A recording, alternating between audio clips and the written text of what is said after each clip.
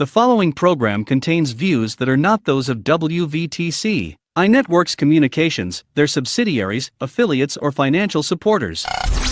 Winning victory through Christ, WVTC Allsip Chicago, an iNetworks communication station.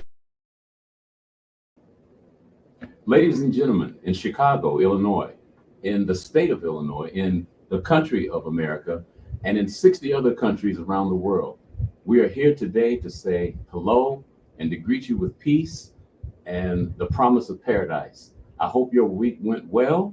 I hope that positive things happened in your life, and they have in mind, and my partner here today. And we want to share with you an excellent show because we have a most excellent person in our midst today, by the way, who happens to be a mentor and a guide to many in the business that we're in called media. In my opinion, and humbly, I would say so, he is the best TV journalist that I've seen. I've been knowing him for approximately 30 years. Yes. In fact, it's been 32 years. I'm going to be a little bit more specific. And during that 32 years, we've had some wonderful exchanges. We've done some great things together. And this gentleman right here is funny because I met him in a barbershop in Evanston, Mr. Sam Johnson. If you're listening, Oh, my. you know, praise the Lord. He's retired now, but Yes. he happened to be his barber, Right. the gentleman that I'm talking about, I'm going to introduce. And he was also my barber from the time I was a child. My dad and my brother, we moved to California. Of course, he couldn't serve me there. When I came back to Chicago, I had to go to Evanston to get my haircuts from Sam Johnson again. That's why you look so good. Thank you very much. I tried my best. All my hair is gone, but the cut is still there. No, you got your hair, brother. Come on. Ladies and gentlemen, I'm not going to waste any time. This man has a whole lot more to say than I do, and we want the world to hear it. Yes. His name is Art Norman, the Hey. great Channel 5 broadcaster of all time. Thank you very much, Don. It's a pleasure being here. And I love the history of how this radio station got started. What an important part of our broadcast history that I didn't know about until today. And the minister who started it when he was homeless, Reverend Franklin Morris. oh my gosh, what that gives you chills to hear his story of how this wonderful radio station got started. What a history. What a history. I'm just proud to be here. Yes, sir. And your suggestion earlier is not falling on deaf ears. When we won the Stella Award, Yes. this station 2 months ago, when he brought that Stella Award back from Atlanta, Yeah. the first thing that came to my mind is we need to interview him. Because it was a dream, a vision, and a gift from God. And that needs to be known. And so he kind of reluctantly agreed to the interview. And I want to see it again. It was There a you go. beautiful thing. He's a great person to work with. He is the one that's responsible for me being here. He recruited me from a restaurant. Really? Yeah. The Bonefish Grill. In what city is that? Orland Park? That's a nice I restaurant. was singing while my band was performing. Yeah. He had a table of about 12 people, Yeah. and we got into a conversation. He says, I want to invite you. And he invited me here, Wow. and I stayed. That was last November. That changed my life, changed my world. It changed your Because I world. never saw myself as a journalist. I never saw myself as a person on radio, TV. But Mhm. I have to say this, I got people like you. I don't have to do much talking. The Lord said, you are not what it's about. It's Right. about the wonderful content that people need to have Right. that can change their lives. We're in a very important industry. When we speak to millions. You got to understand. You got to think about the imaging that we project, what this radio station projects, what Don projects, what we all project. I mean, look at the awards. They don't give these awards. You have to earn them. When you become the stellar awardee, you pay some dues. There's no doubt about it. And that's one of the things that I see every day when I run into people and the owner of this radio station. What a powerful prayer. I mean, I'm a full disclosure, before we got started here, he prayed for us. Yes, sir. And we all got teary-eyed. So what a powerful man. I wish we could get him sitting right here with us. We will. Thank you. We'll have to do another segment and bring him to tell his complete story, because he only told half of it or less when I interviewed him. Well, I'm a guy that began as an engineer long time ago in Charlotte, North Carolina. I went to a historically black college, Johnson C. Smith University, one of the 41 institutions under the purview of the United Negro College Fund. I was there as a student. It's one of those things that you get to see things differently. You know, for example, that when you see a stop sign, you think of Garrett Morgan and the black man who invented it and became a millionaire. Stop signs and stop lights all over the place. And then when I look on TV and I see the state of Israel and they're bombarded with bombs and they all put on a gas mask. Black man did that. And my company, GE, the parent company of NBC, paid him in 1916 dollars, $30,000. That was like $30 million back then. Became a wealthy man, bought a newspaper, wrote articles. That's who Garrett Morgan was. There's a Garrett Morgan Elementary School here in Chicago. And you walk and you see the original stop sign. You know, they got stop signs in Russia. They got stop signs in Ukraine. Well, not much, not because of the bombing, but the point is, you go to Mississippi, they got stop signs. Every time I see a stop sign, I said, thank you, God. The black community did this, made this contribution. So those are some of the things that, you know, when I was a student, well, going all the way back, I'm a New Yorker. I know a lot of people don't say New York. New York. I'm a New Yorker. I was born and raised in Harlem. I was born in Harlem Hospital, came up, you know, at the age, I didn't get off of welfare until I was 17.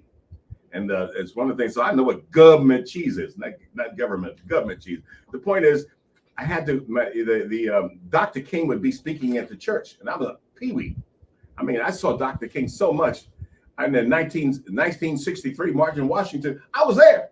I was there watching Dr. King because I was with the Abyssinian church bus. And I was on my mother's head of the usher board at Abyssinian Church. So that's one of the things that every Sunday, I would be reading the church announcements as a 12-year-old, all the way until I got ready to go. Right. But the point is, I would say, you know, Martha Johnson is in the hospital today. Please stop by room 1217 at Harlem Hospital or drop her a card. And I would do that Adam Clayton Powell was my minister. And he would say, senior and junior. But the point is, that's where I came up. That's who I am. That's my DNA. So I come up to that, and then Dr. King told my mother, listen, you need to take that boy out of New York City because it's gonna get bad. He's exposed because my mother told me, he said he had A's all through school. Then he get to senior year, he had B's. What's he doing? And so Dr. King said, he's probably hanging out. Get him out of town. Send him somewhere where he knows nobody. Historically black colleges that fit mold perfectly. And I went to Johnson C. Smith, majored in math and physics with a minor in English. So who'd think math and physics is my background, but I'm working in the English thing because I built a radio station while I was there. The radio station that's on the campus now, I built by hand.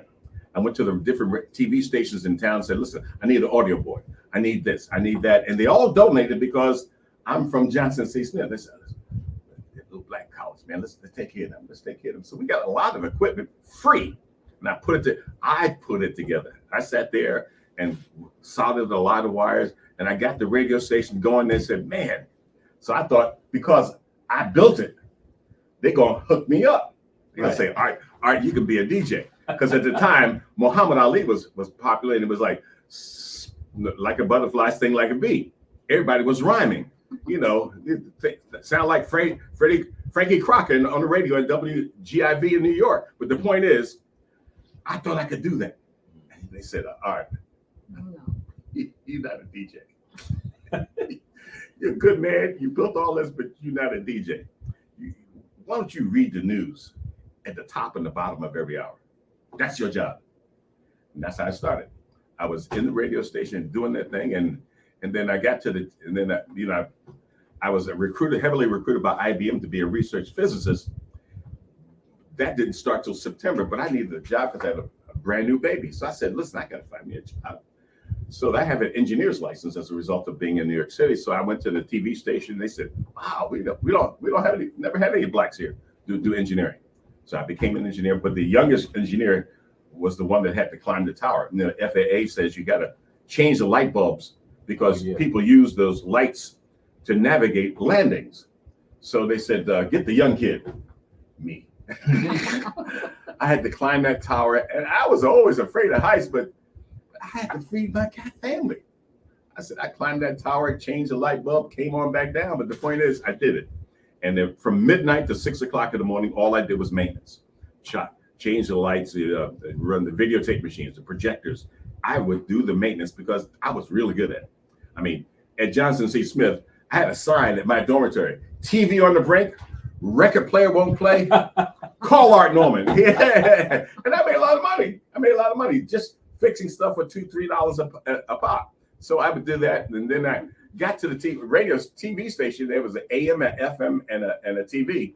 That's where I worked as an engineer. And they had a sign on the wall said, we're looking for someone to anchor the news on radio. Anybody want to give it a shot? I said, I'll try it. They said, well, you ever done this before? I said, yeah, at Johnson C. Smith. Oh, okay. Let's give him a try. And man, they didn't know. They said, he's got a good voice. All he has to do is read the news. You're hired. And I did it just like that. So they said, instead of working 5 days a week as an engineer, I was working 7, doing Monday through Friday as an engineer. Saturday and Sunday, I was working doing the radio. And so that became a blessing in disguise. And so one day they said, listen, can you do TV? I said, I'm not good at TV. I've never been on TV. He said, really? I said, no. With that voice? I said, man, I'm just telling you the truth. This is a black man's voice. Everyone who taught me from the time I was 2 years old up to now was a black man. So I don't know. I'm not racist, but I don't know people who helped me who were white. Everybody who helped me. I mean, Adam Clayton Powell was a powerful man in New York City and a great minister. His father was a great minister, and his son and I are contemporaries. We're the same age, and we all grew up together. So I'm at the TV station. I'm there working, and they said, "You're at the TV station." They said, "Listen, we're going to do a live shot." Well, Art's an engineer, really? I said, "Yeah." Man, they said, "We got a hell of a package here." Yes, sir. So you go out on the story, you report the story, and those TV trucks with the transmitter, you have to have a license to operate that. I had it. They said, man, so you can sign on the radio station, sign on the TV transmitter from the field. I had to log it, sign on, sign off, and I was the live reporter. It's amazing. This all happened so fast. I'm saying, but you know what? I was comfortable. I wasn't nervous. I wanted to prove to them that I was okay. That's all. And so I did that, and it's a blessing. It's a blessing. You waving your hand? No, I was a little piece of lint or something. So no, I'm not. I'm listening. It's gone. Thank you very much. You thought I had the Holy Ghost. Go ahead. No, so yeah, they're working at the TV station, and I'm there for 9 years working at the TV station as a reporter. No anchoring, just reporting. Just let's go live to Art Norman. Let's go live to Art Norman. Art Norman is live on New Year's Eve. You know, the point is, so then somebody sees me and offers me a job in Baltimore. I said, Baltimore? I said, no, I'm fine in Charlotte. I went to college here. I know everybody in Charlotte. This is my town. They said, well, at the time I was making like $19,000 a year. That was a big money in 1969. Yes, so I said, we're going to give you a raise, like you'll double your salary to do TV in Baltimore. I said, shut up, let's go. Me, my wife, and my son, we moved to Baltimore, and we had a good time. I'm there, you know. I said, man, and I'm sitting. The next desk over from me belongs to Oprah Winfrey. So we're like contemporaries. I said, where you come from? She said, Kingsport, Tennessee. I said, where you come from? I said, Charlotte, North Carolina. I said, we're the only Negroes in this newsroom. So we had a good time. It was Oprah's job every day we went to work. Oprah, where we eating today? Because we didn't have a lot of money. So we didn't, Oprah said, they get all the wings you can eat at the Holiday Inn. I said, that's where we go. After work, we went to the Holiday Inn, man, we chowed down. Neither one of us drank. Thank God, that's a blessing. Because the alcohol could just mess your mind up. Costs a lot of money too. It does cost a lot of money, but I didn't drink, neither one of us. So we would go there and drink a Diet Coke and eat wings for days. And every day Oprah would say, oh man, Cross Keys got crab cakes, all you can eat during happy hour. They've abandoned happy hour because too many people get drunk during that.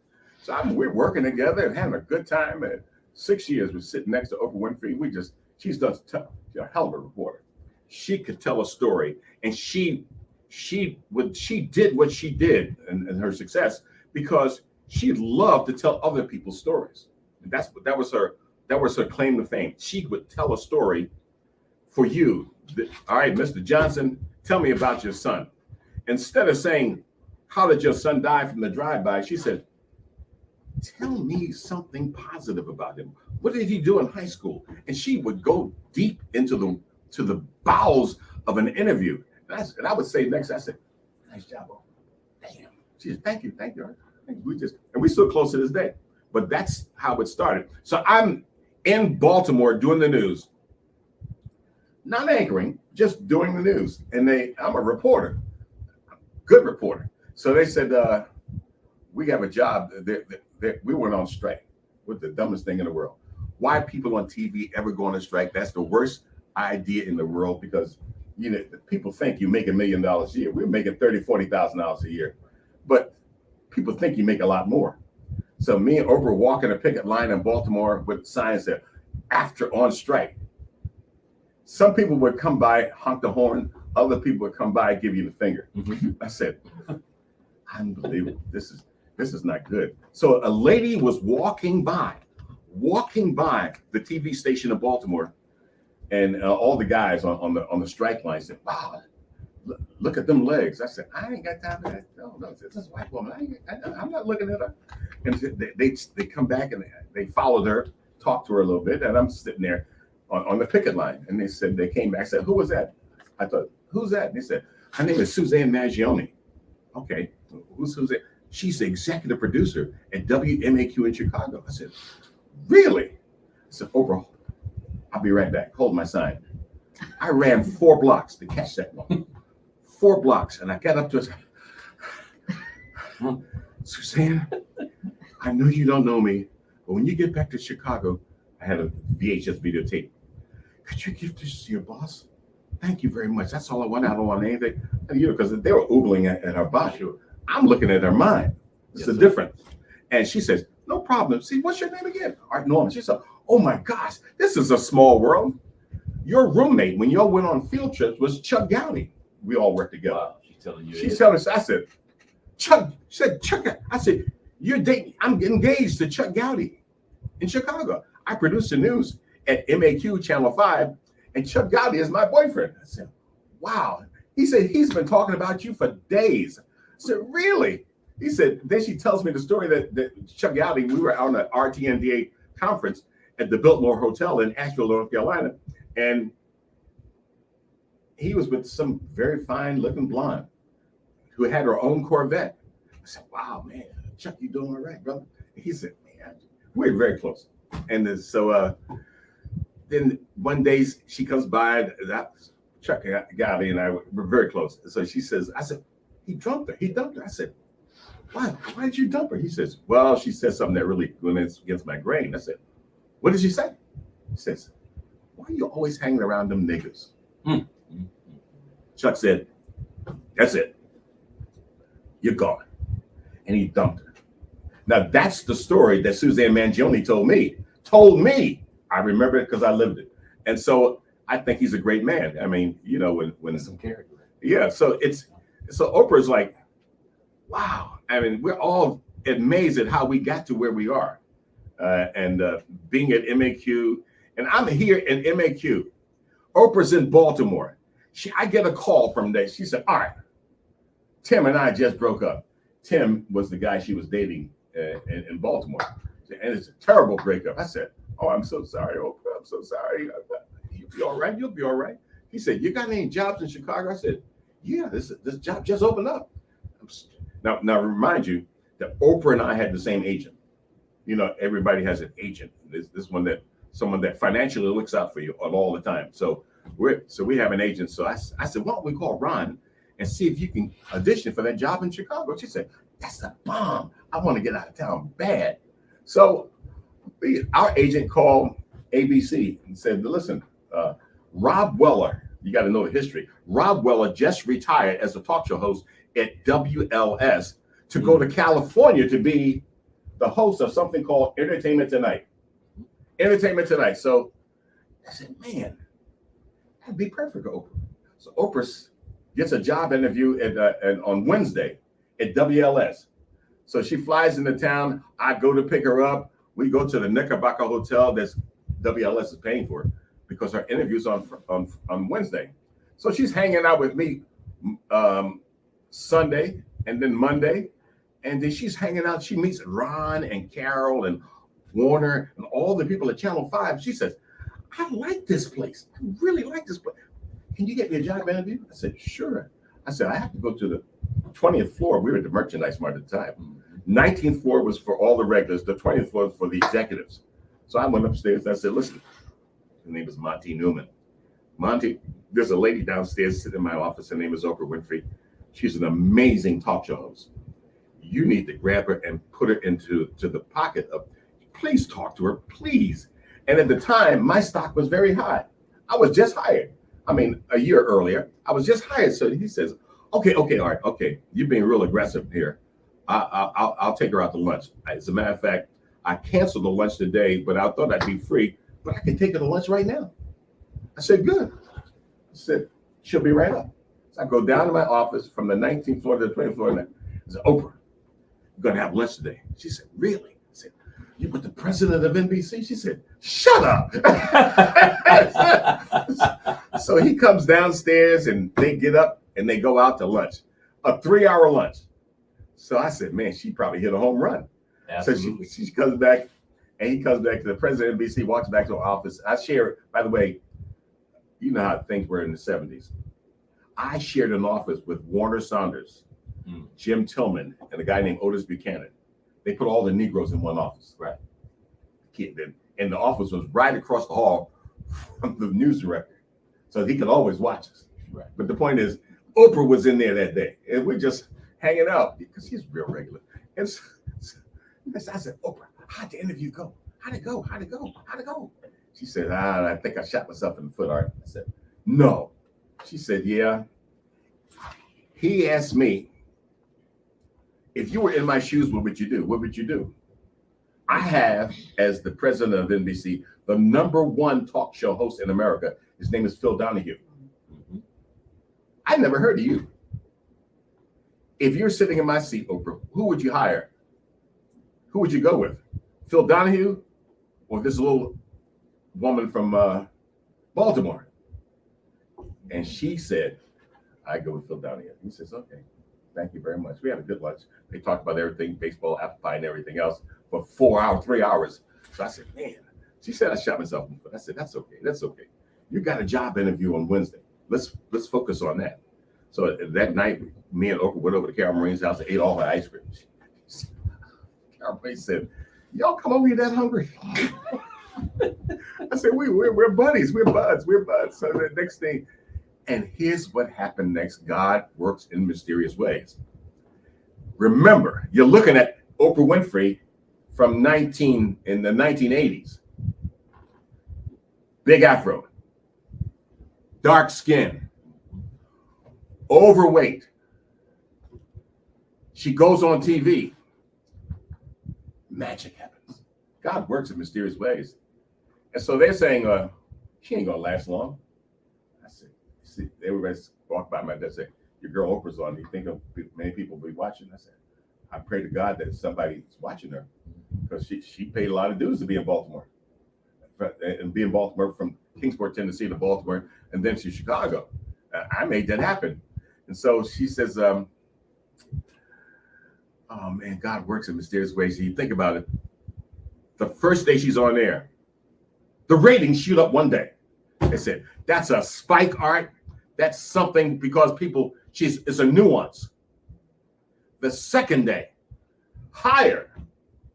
Third day, even higher. Now you got to remember, to the white man, she is a dark skin, overweight, real short afro because she just had an accident in Baltimore at the beauty parlor. So all her hair was burned out. She had real short hair. Mm-hmm. And they said, but people were watching her. She would talk and people would listen. And slowly but surely, she became number one in TV in Chicago. Beat the heck out of Phil Donahue. She was doing so popular, she beat Phil Donahue in the ratings. So 5 years after that, I'm president of the National Association of Black Journalists. I'm hosting a convention. I forget what city. It may have been Washington, D.C. Every Black reporter in the country's there. Radio, TV, newspaper, magazine. We're all there. I'm sitting with John H. Johnson. Man, this is big time. And then Monty Newman, the guy who took her out to lunch, walks up. He said, "All right, you got a minute? Let's have a beer." I said, "Sure." We go sit down here and say, "All right, I've been depressed. I've been drinking a lot more alcohol than I normally would." I said, "Really? Why would you do that?" He says, "Man, I am paid to recognize talent. That's what we do. I'm the president of NBC.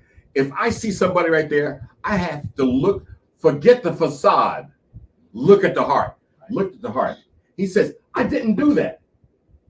And I said, "Well, Mr. President, let me tell you why. I know why. See, your vision of beauty is Vanessa Williams. Light skin, long hair, pretty hair, light eyes, pretty, light skin, all that going on, pretty, pretty, pretty. Oprah was none of that." Right. But she, it's like running a 100-yard dash with two 10-pound weights attached to each leg. She won. Oh my gosh. Phil Donahue, her ratings were so high, Phil Donahue had to retire. That's a true story. This is a true story. And this day, we're still very close. But the point is, and the nice thing about it, Oprah said, "What can I do for you?" I said, "You can't do nothing for me. God is taking care of me. I am lucky to be sitting next to you to help you." We left it like that. Man, I love that woman. And it takes a village to get to success. And I was part of that village. And Oprah never forgot anything I want from her, but she said, "I don't want nothing." See, he's paid well at NBC. He don't want nothing. Stephen and I flew out to Washington, D.C. We had a conference there, and on her Learjet. So I'm like, "Stephen, is this all you?" He said, "Yeah, man." God, man, we're in a Learjet flying to D.C.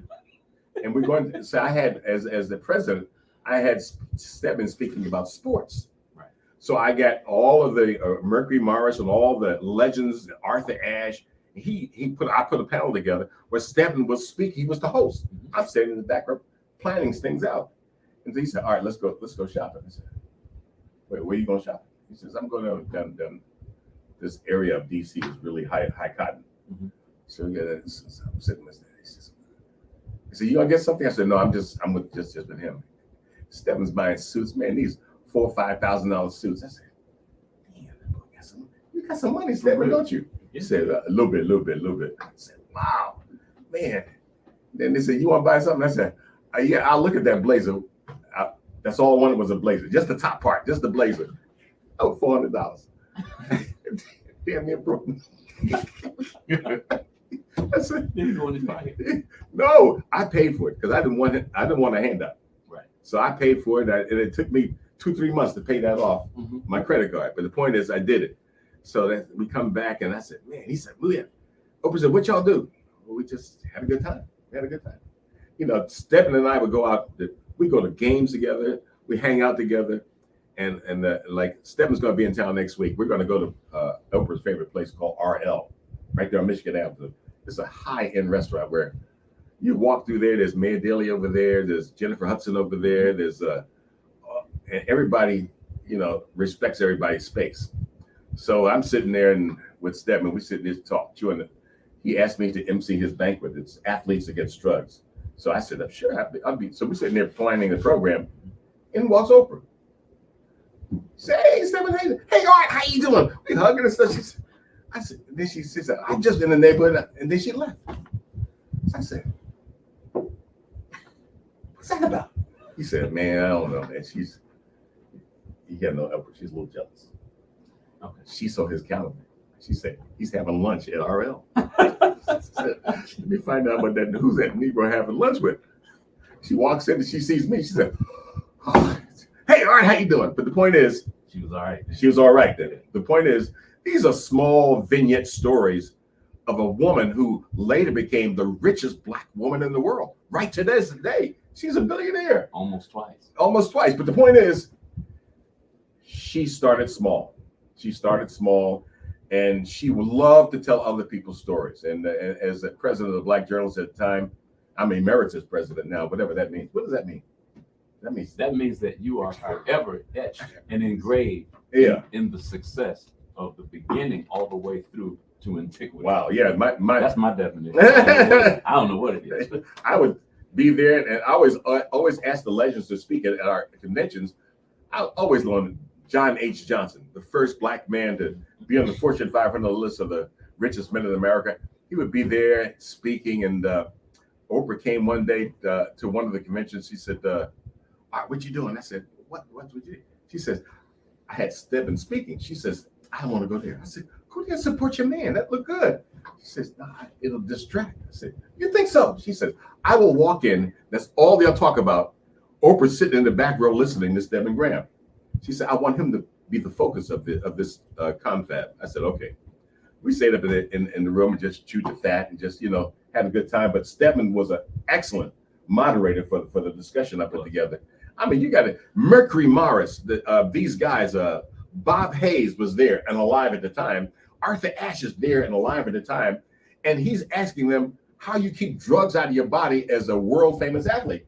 Stedman was awesome. He was awesome. And then everybody said, man, Art, how'd you put that together? I said, this guy hang out with him in Chicago. He looked out, I didn't tell everybody. I said, he got legit, but I didn't say that. And I was on it. See, those are dues. And that, like what's happening right now, that I have a ton, over 300 former interns. And all of them are doing well, except one.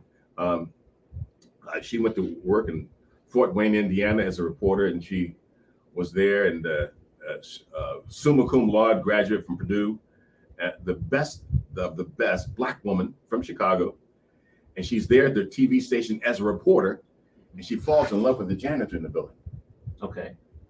They get married, have 6 children, all healthy.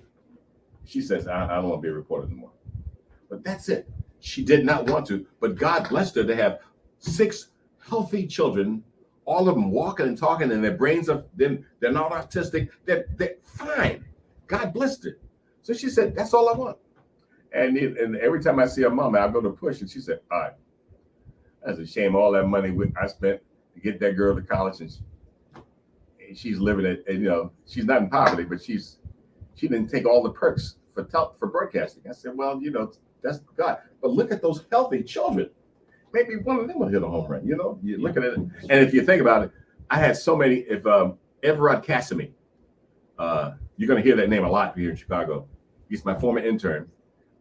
He is going to be the brand new anchor man at Channel 5. 28 years old, dark skinned, Black man, looks good. He's also a recording artist. I mean, he'd be sitting in the newsroom. I go on the stories with Mary Day. He'd be there, he'd be singing. I said, hey, you got a good voice. He said, well, I record.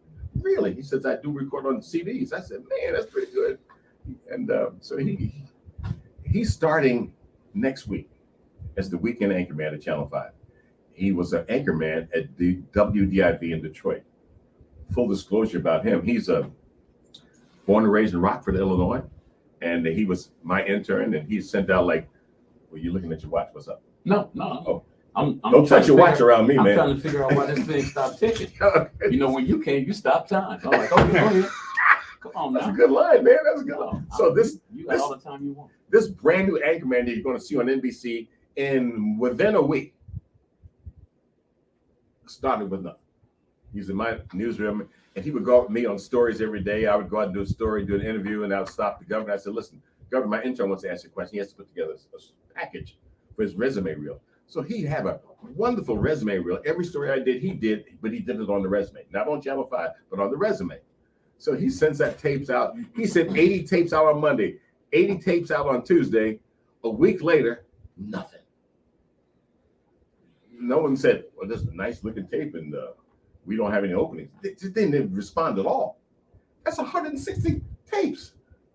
And he was in my office depressed. I said, so what we're going to do, Art? I think I'm going to go in the public relations or full-time entertainment. I said, oh, hell no. That's not your dream. Because I'm real aggressive with my young people. Yes. That's not your dream. I said, I got a plan B.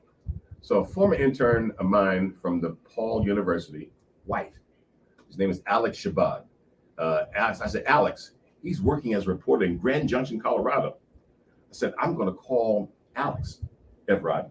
You're going to see that name a lot in Chicago, Evrod.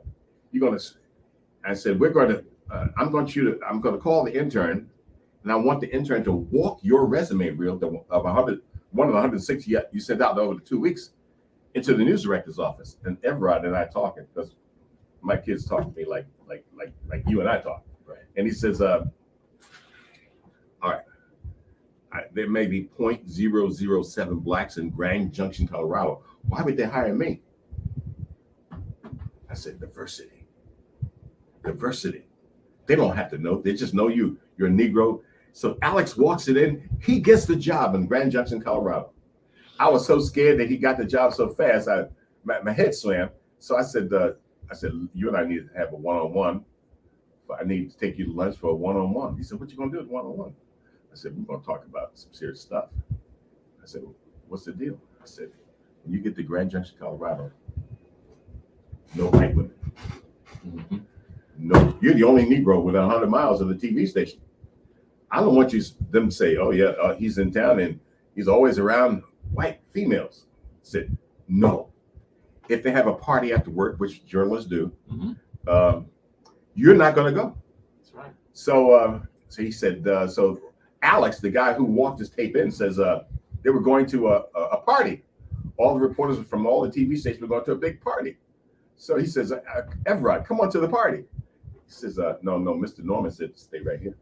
I'm going to do what Mr. Norman says, because I wouldn't be here if it wasn't for Mr. Norman. So he stays in the room. The others, I'm calling them others, they're partying so hard, they're leaving the party. And Alex, the guy, I shouldn't have said his last name, but anyway, I did already. Alex says, he's junking around in the parking lot.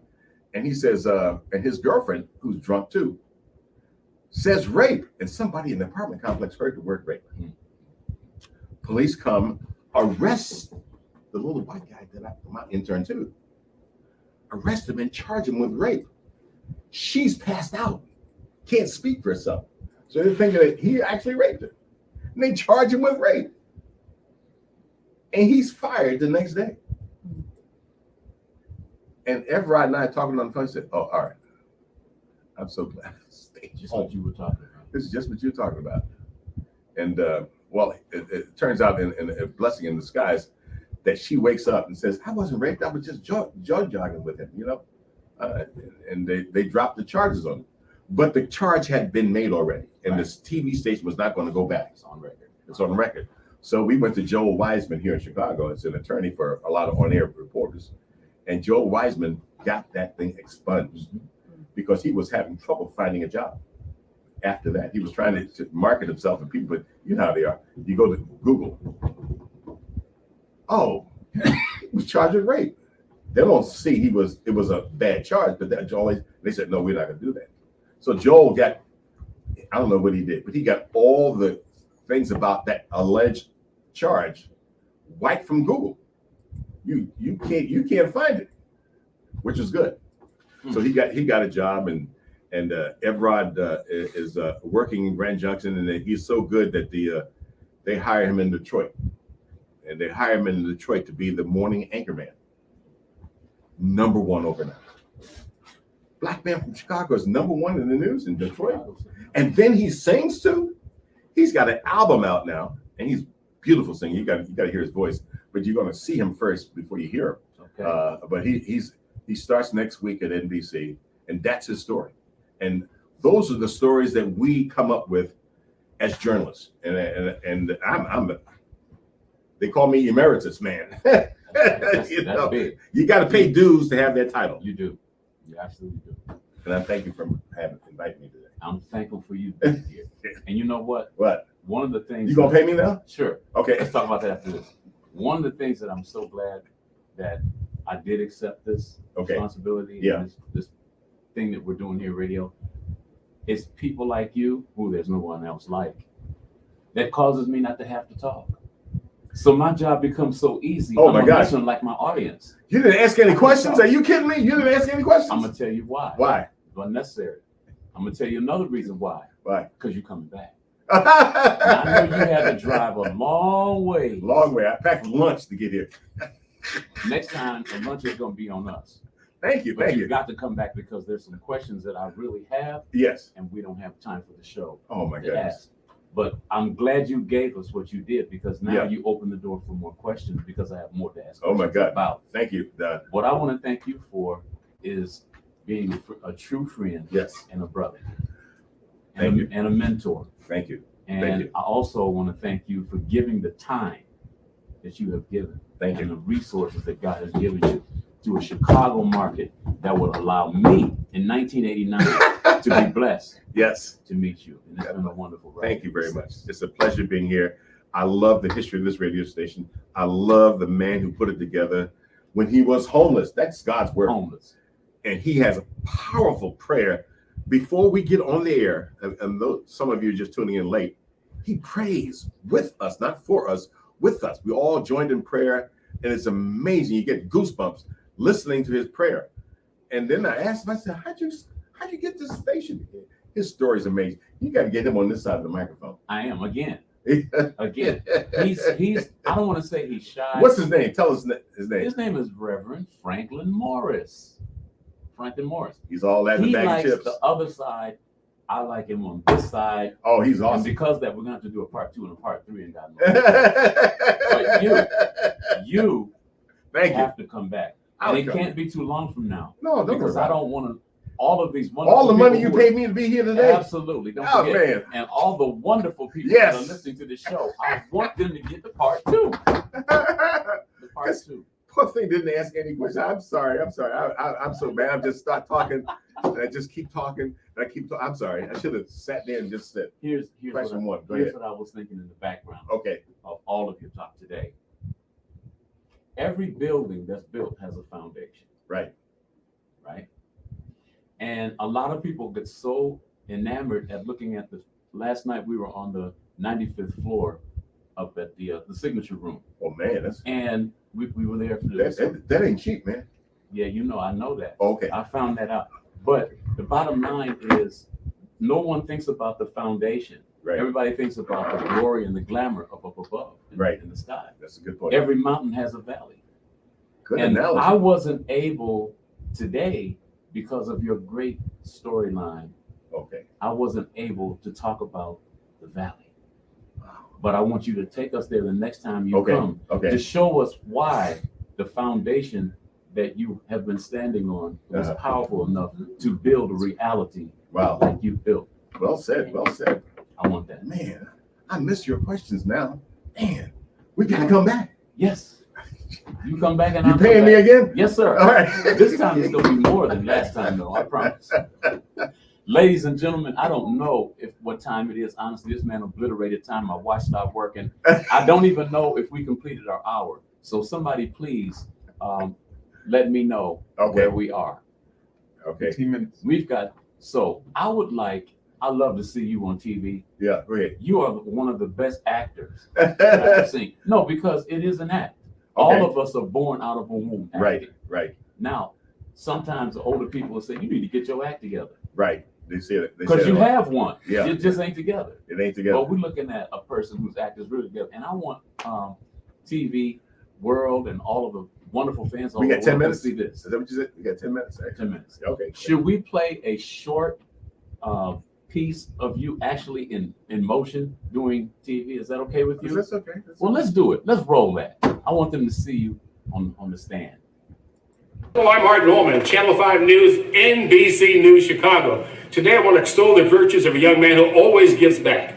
His name is Ernest Leonard. I worked with him inside the merchandise mart in Chicago when NBC was broadcasting from the 19th floor. He was downstairs running a Kinko's operation, typesetting resumes for people all over the city. He is a black genius. I'm telling you, he's good. Really good. By the way, he's got a ribbon cutting today. I'm sorry I can't be there. I have a family crisis going on, but stop by and patronize this young brother's business at 119th and Vincennes. It's 3E video and editing services, and he does photography, everything. But let me tell you about Ernest. I had young people at NBC who were trying to get to a job, graduated from college. They didn't have a lot of money, but they needed their resumes typeset. He did that for them, and they hit home runs. They got jobs in New York, Memphis, and LA, and one got a job right here in Chicago because he knew how to put together and typeset a resume. This is before the advent of laptops and desktop. Not everyone had them at the time. You had to go somewhere else to get it done. These kids love Ernest Leonard, and I do too. When they told me, I said, how much did he charge you? She said, nothing. What? It almost brought me to tears. Young man, Ernest Leonard, giving back, helping out young people. These kids had the grades, but no money, no money. By the way, let me tell you what he does at 119th and Vincennes. He does all kinds of stuff. Take a look at this video. Videotape concert performances, photo shoots, funeral service slideshows, music videos, church events, videotape funeral services. You know, with COVID-19 infecting our community, a lot of people are not going to funerals. They're relying on videotape services to do that, so you can actually go to a funeral virtually.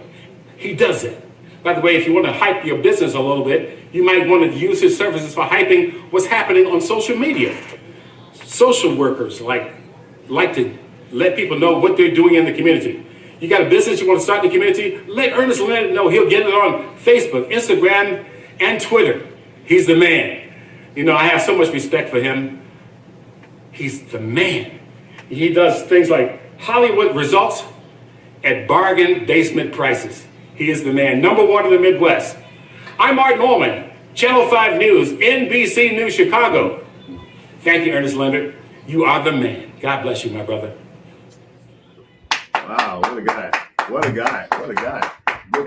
Man, you know he what? helped me a lot. My kids went to him. They're from the South Side, from single parent homes. Right. They ain't got a pot to piss in. Right. He helped them out. And next week, you're going to see that young man. Watch him. We can't wait. We can't wait. You know, one thing I would like to say, and I'm sure you can agree with me on this. Newscasting is also public relations. Yes. It's marketing. Yes. And it's advertising. Wow. That's the So bottom your line. voice has covered all three of them, and then did the technical part, which is called the broadcast. Right. But a lot of people don't know what goes into Behind the scenes. investigative reporting, Yes. which is most of your job. Yes. And next time you come back, if you want to hit on that for a second, Sure, you sure. can. But when you come back, we're going to get into that. Okay. Thank you very much. I just want to let everybody know that, I'm a cancer survivor. 3 years ago, my hair fell out. I was throwing up, had diarrhea, constipation. It was awful. But God works in mysterious ways. I turned the corner. Yes, sir. He said, all right, you come on back to life. You turn the corner, but not to the corner. Yeah, good Turn luck. the corner. Turn the corner, not the corner. Thank you so Thank you, much, thank man. We love you. You know that. And I'm going to keep be up the good calling job. on you for more than this show. Man, because we need some help. I love all this money you're paying. Thank you. I appreciate it. Ladies and gentlemen from Listening Land, thank you so much for joining us today to be with Brother Art Norman, the #1 newscaster man in all of the land. Join us next week. Yeah. He might surprise us and come back because we're going to give him a whole lot of money. Don't you forget. Bam. Oscar. Views made on the preceding program are not those of WVTC Radio, iNetworks Communications, or their financial supporters.